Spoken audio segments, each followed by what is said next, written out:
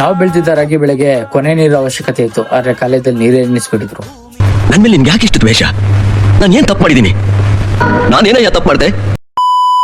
ಕೈಗೆ ಬಂದಿರೋ ಬೆಳೆನ ಉಳಿಸ್ಕೋಬೇಕಾದ್ರೆ ಏನಾದ್ರು ಒಂದು ವ್ಯವಸ್ಥೆ ಮಾಡ್ಲೇಬೇಕು ಅಂತ ನಮ್ ಗದ್ದೆ ಹತ್ರದಲ್ಲಿ ಇದ್ದ ಕಟ್ಟೆಯಿಂದ ನೀರು ಹೊಡಿಬೇಕು ಅನ್ಕೊಂಡ್ವಿ. ಅದಕ್ಕೆ ಅಂತ ಎತ್ತಿನ ಗಾಡಿ ತಗೊಂಡು ಡೀಸೆಲ್ ಮೋಟರ್ ತಗೊಬರೋಣ ಅಂತ ಹೊರಟ್ವಿ.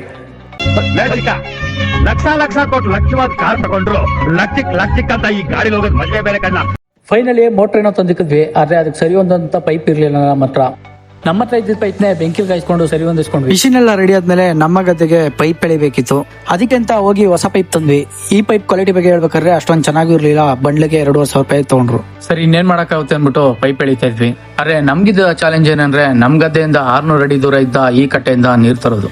ಏನಾಗುತ್ತೋ ಆಗ್ಲಿ ನೋಡ್ಕೊಳ್ಳೋಣ ಅಂತ ಗದ್ದೆಗೆಲ್ಲ ಪೈಪ್ ಎಳ್ದು ಚಿಕ್ಕದಾಗೊಂದು ಟೀ ಬ್ರೇಕ್ ತಗೊಂಡೆ.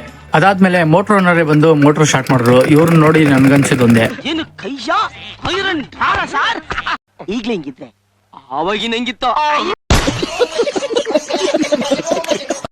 ಮೋಟರ್ ಏನೋ ಆನ್ ಆಯ್ತು, ಆದ್ರೆ ನೀರೆತ್ತ ಪ್ರಸಾರ್ಗೆ ಅಲ್ಲಲ್ಲೇ ಪೈಪ್ ಹೊಡೆದೋಗ್ತಾ ಇತ್ತು. ಅದಕ್ಕೆ ಸಪೋರ್ಟ್ ಕೊಟ್ಟು ನೀರೆಲ್ಲ ಸರಿಯಾಗಿ ಹೋಗ್ತಿದೆ ಅಂತ ಹೋಗಿ ನೋಡ್ಕೊಂಡ್ವಿ. ಒಂದ್ಸಲ ಎಲ್ಲ ಗದ್ದೆಲೆಲ್ಲ ಕರೆಕ್ಟಾಗಿ ನೀರು ತುಂಬಾ ಹರಿತಾ ಇತ್ತು.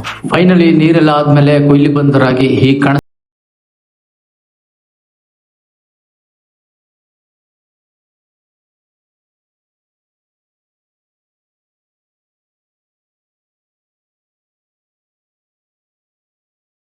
ಆಗಿರದ